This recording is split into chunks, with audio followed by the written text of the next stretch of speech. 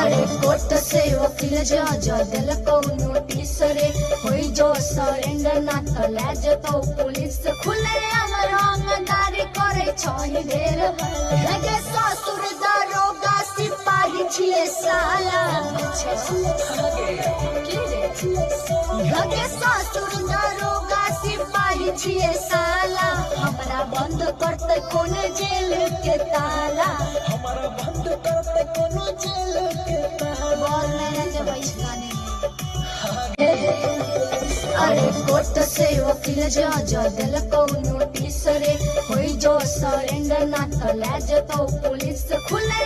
रंगदारी करे छही ढेर लगे ससुर दरोगा सिपाही छिए साला लगे ससुर दरोगा सिपाही छिए साला हमरा बंद करते कोने जेल के ताला हमारा बंद करते कोनो जेल के ताला। बोल मैंने जब गाने अरे कोर्ट से वकील जज